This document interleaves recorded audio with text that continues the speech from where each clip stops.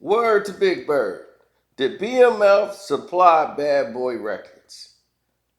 Well, that story is a little murky, but to say Big Meech Money was involved through this dude named Papa could be. Now, drug money and records have always went hand in hand. Puffy didn't put the record company in his neck because of this. He didn't have the finances to open a record label. So the record label money didn't come from him. Now the A-Team with Jimmy Henchman, they were street robbers. They robbed people. And they had the drugs. They were the Haitian sensations. They did whatever they wanted to do, however they wanted to do it. And they was out the Cypress houses. Now, you had his crew with all the people that rode with him, Tut, and Haitian Jack. They all, there was their crew. Now, to say they wanted to go out and murder Tupac, the A-Team wasn't like that. The A-Team was jackers, street jackers, and hustlers, and they moved heavyweight. And Jimmy was basically affiliate. Now, of course, you know him probably because he's in jail for the Lottie Mac hit that they claimed he did. Now, all of this broke out to saying that they got money from BMF. It trickled down to them. The whole nine. That's how Puffy financed his empire through Jimmy Henchman.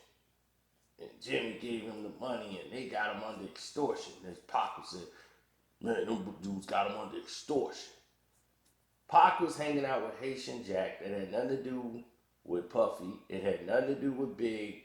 It had something to do with Pac. They had money. Pac did. Not like that. And they was rolling with Pac. Pac was homeless. Like, he didn't own a crib at that time. His family had a house.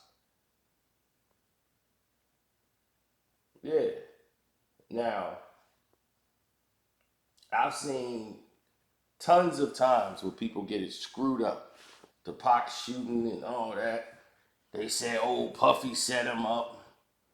Puffy knew about it. This is a big conspiracy. He was never supposed to be shot. He knows that. He even knew what happened. The A-Team was there to jack him.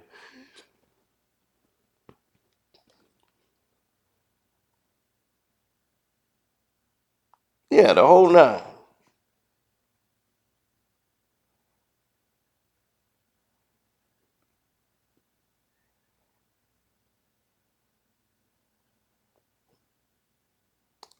No.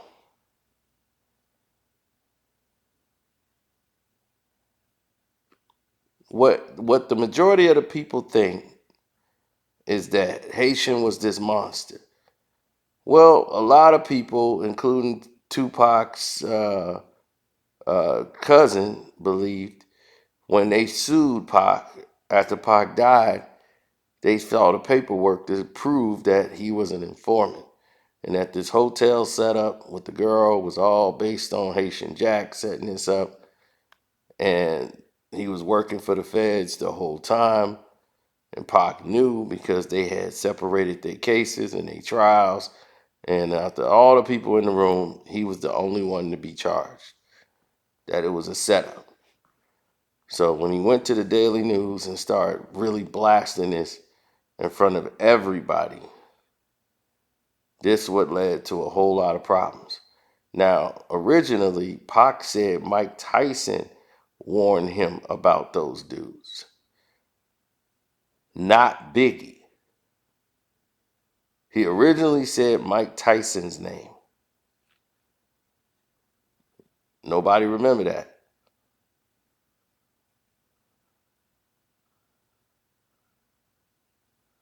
Pac thought they were coming to kill me.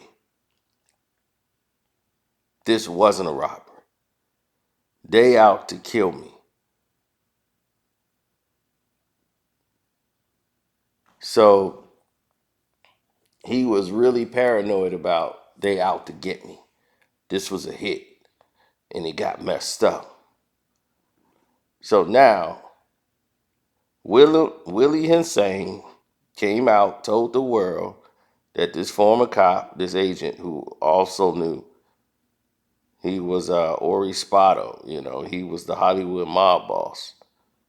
He knew what was going on.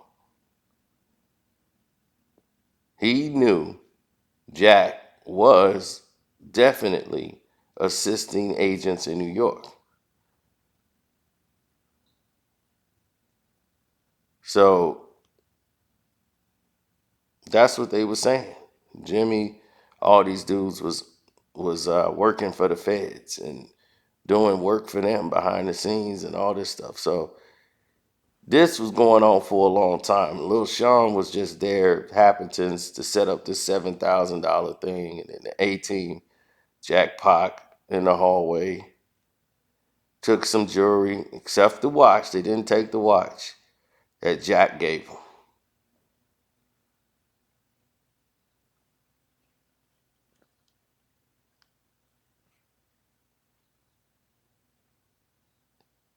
Pac believed they were there to take his life, not his jewelry, but make it look like a jewelry heist. So his paranoia kicked in, and everybody was there to protect him, as he felt,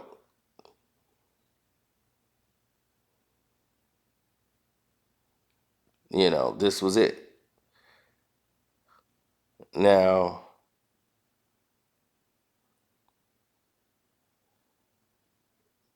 yeah, Suge Knight came and bailed him out and got the bail money for him and got him out of jail, got him on death row, and he became a bitter Pac. And then the attention went to Biggie. Biggie was the biggest star in the world. Big Papa was everywhere. So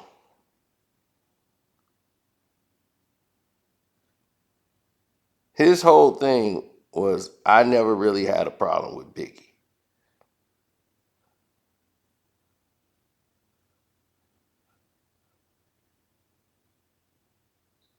He just wanted to get him away from Puffy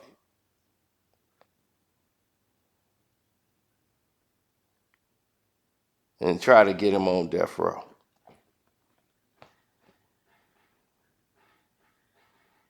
Move him around and do things that people have never really seen. Link up with him, do an album with Biggie. Pac had plans.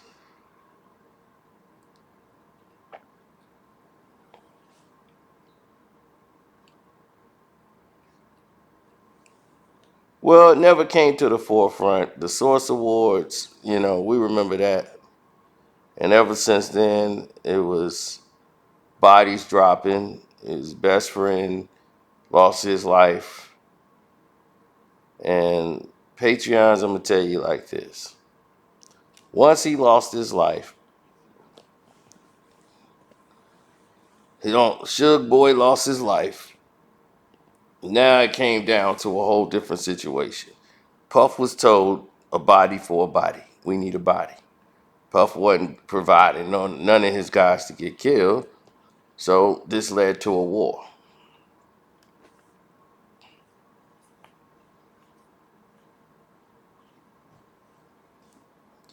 He knew who the guy was that Suge wanted dead. Wolf. That wasn't going to happen. Puff ain't got that kind of stripe at all to call no life of Wolf. But Wolf caused a coastal beef when he took dude life.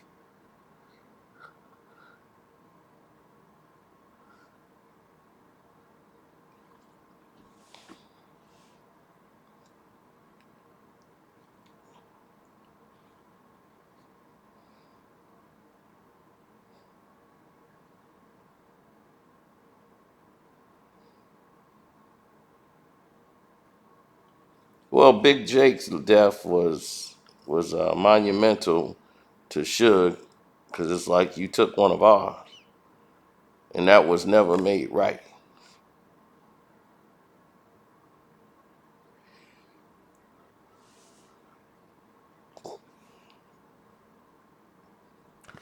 Well, now you ain't safe on the West Coast no more. You ain't safe anywhere you go. You gonna need top-notch security to get you in and out of places, buddy. And you know why.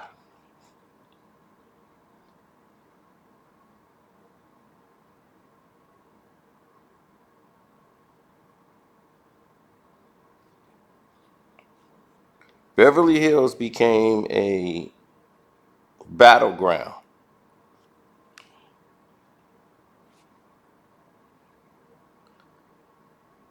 Yeah, the Mark Anthony Bell situation was something crazy, and Diddy, and he had the Soft Side Crips, and the Soul Train Awards happened in '96, where Suge and Biggie and everybody came to the stage in the forefront, and it was going down.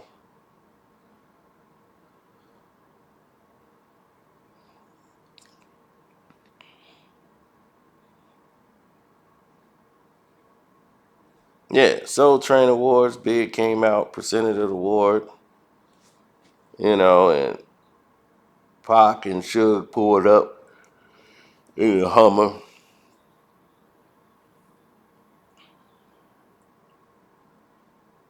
Then they saw him and freaked out.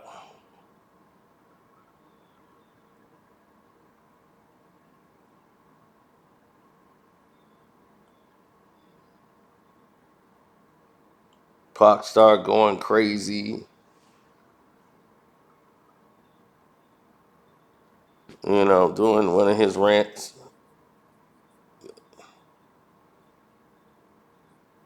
And they try to link Pac, all them niggas. Pac, the Hit 'em Up song, all the shit it caused. Um,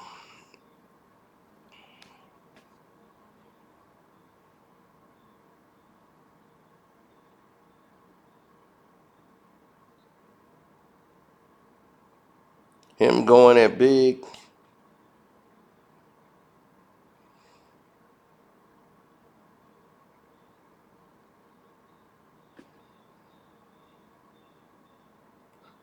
It was a lot of shit going on at that time. And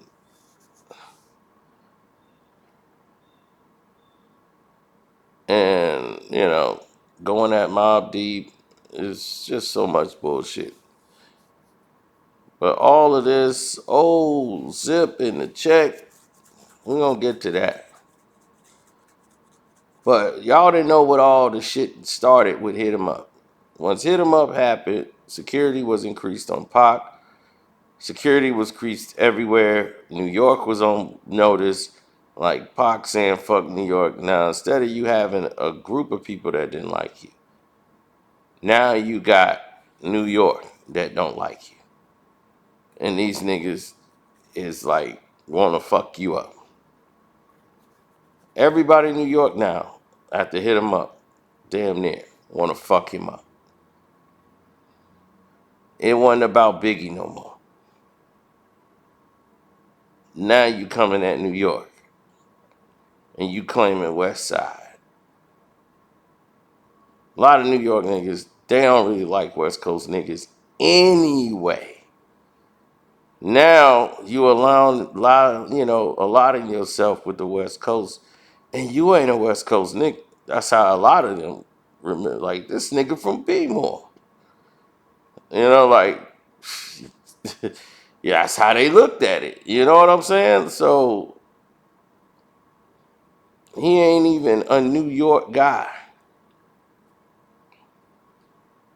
And then when they had the whole chain incident, dude almost took my death row chain and tried to That was a Southside Crip thing, and they tried to attach that to Puffy in Bad Boy. And said, hey, I'll supposed to get $1 million check from Zip. Zip took the money, man. I'll supposed to get Zip supposed to do that. Zip is the reason the Southside Crips we had a relationship with, because he's from out there in Harlem. That's how he was able to make sure they was there. Now, the Black Ground Records is Jimmy Henchman's record company, and he gave Zip $1 million to open up a nightclub called the Zip Code in New York. That club was to move drugs, y'all.